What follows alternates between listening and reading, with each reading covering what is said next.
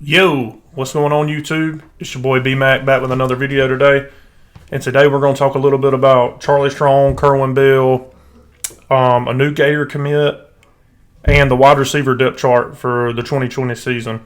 So y'all stay tuned and make sure y'all check out this video. Make sure to give it a like and subscribe. Thank you. Hey, keep cooking that dope, Mike. Tell her pull up to the villa. Why shouldn't really she realize I'm on a make it to the Guys, so let's start off by talking a little bit about Charlie Strong and Kerwin Bill. There are rumors out there. I haven't seen anything 100% confirmed, but there's rumors that they're headed to the University of Florida. So everybody knows Charlie Strong. He was the defense coordinator under Urban Meyer, won a national championship. He's been at other places since then, head coach in Louisville, Texas, and most recently South Florida. So he's a great defensive mind. I think it's a great hire, of course, because he can recruit, and he's got head coach experience. A couple reasons why I like this hire is because every year there's rumors that Grantham's going here, Grantham's going there. Okay, well, we got Charlie Strong now, so if Grantham takes off, Charlie can step right up in that defense coordinator role. A lot of people don't like Charlie Strong as a defense coordinator. I personally do. But even if you don't like him, you got to admit that's a pretty quick fix right off the bat. No waiting around or anything like that until we find a defense coordinator that suits us. Kerwin Bill was the offense coordinator under Charlie Strong at South Florida. So another good offensive mind on staff helps. He can recruit. He's going to help. We're surrounding ourselves with a staff now that can help us close on these big guys. Like Avante Williams, like many of y'all remember Ermon Lane, Dalvin Cook. We missed on a lot of those guys. So with Tim Brewster, Kerwin Bill, and Charlie Strong, this is going to help us recruiting tremendously, I believe. There's no excuse for Florida not to have a top, at least, I'd say, 5 class in the 2021 class. So we'll see how we finish up there.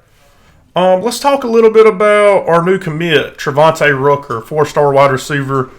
I think he's from Ocala, Florida. We're just adding to what's already pretty deep wide receiver room.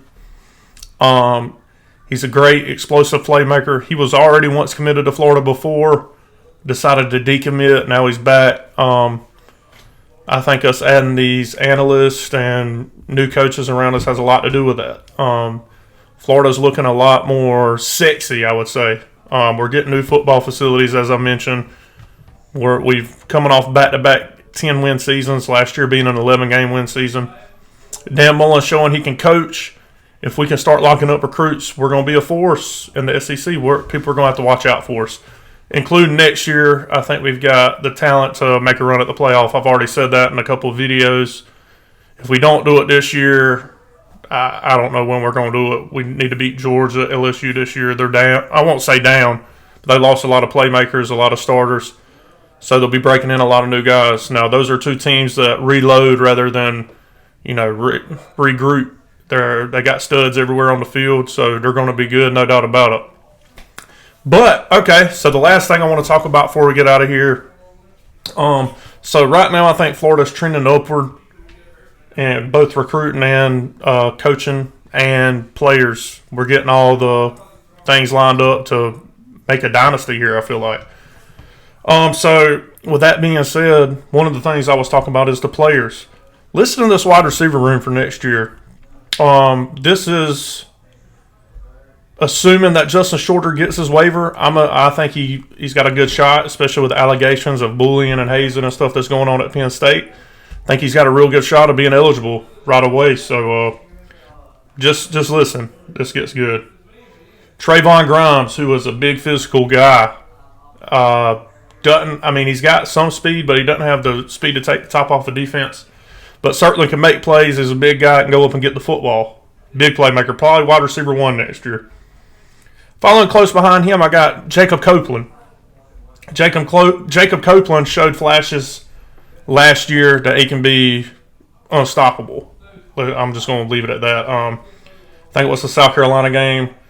Trask threw a ball that was very questionable. Cope goes up and gets it, breaks the tackle, takes it to the house. Guy can make plays. He's also getting big. He's on year two or three with Savage. So the guy guy's a physical specimen. He can burn you deep. I really like Jacob Copeland. He's probably my favorite wide receiver this year. I guess classified as wide receiver. Next, Kadarius Toney. What Kadarius Toney brings is a playmaking out the backfield. I really like him on the short intermediate routes. He's not really a jump ball kind of guy where he's going to take the top off of a defense, but we seen the play against Florida State last year where he broke the entire defense, almost broke it for a touchdown. The guy's explosive. He's electric. We seen the play against Miami first game of the year, first touchdown of the year, where he broke a couple tackles, broke some dudes off, and then he's got some speed, top end speed as well. I really like Kadarius Toney. I would really like to see us put him back there, maybe a running back. We've seen it a couple times this year, I believe. Put him back there at running back and maybe run some read option, and that sets us up for maybe some trickeration later on in the year if we need it. Because Kadarius Toney played quarterback in high school, so he can throw it a little bit. So that gives us the option, hand it to him. Oh, he's going out wide, and then he just flips it out to Kyle Pitts for a touchdown. Something you can look out for. Next, we got Justin Shorter. We looked at his highlight tape earlier on my channel. The guy is very explosive, was a 5-star out of high school for a reason. Didn't really flash at Penn State. I'm not sure the reason in that. Maybe he wasn't getting developed. But we're going to develop him at Florida. No worries about that. He's going to get playing time hopefully this year. If not, definitely the next year. So he's someone to look out for. Jordan Pouncey, one of the freshmen we just signed. Or what? No, I think he is the brother. So he would be a sophomore maybe. I'm not sure. Don't quote me on that. But Jordan Pouncey, I think, was a transfer from Texas. His brother, a defensive back, I believe, coming in as a freshman. So he's going to be a playmaker as well. Deontay Marks is a guy I'm real big on. I seen him pop some in the spring game. He jumps out the field. I mean, off the film, to me, he jumps when he's out, seeing plays from practice and stuff of that nature. I think he's going to be a big weapon for us this year. And my last guy, this is just 7 straight guys that can flat ball. Xavier Henderson, CJ's little brother.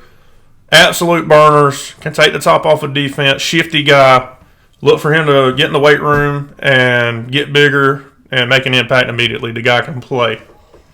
So, Florida adds 2 more to its staff. Allegedly, I haven't confirmed that yet, so don't want me. If it doesn't happen, then I don't want to look like an idiot because I'm not confirming anything. But from everything I've gathered, it's happening. Kerwin Bill and Charlie Stronger getting added to the coaching staff. We already added Tim Brewster. We get another commit for 2021, Trevonte Rucker, big force. And we've got legends that are waiting to have bricks outside Ben Hill Griffin in the wide receiver room. There's no way to sugarcoat this, guys. This should be a playoff run. If we're going to have one, we should win 10, 11 games this year. Maybe 12, no problem. You know what I mean? We've got to get over that hump, though. We'll see how it goes. Anyway, you guys have a blessed day. Love y'all. Go Gators. Peace.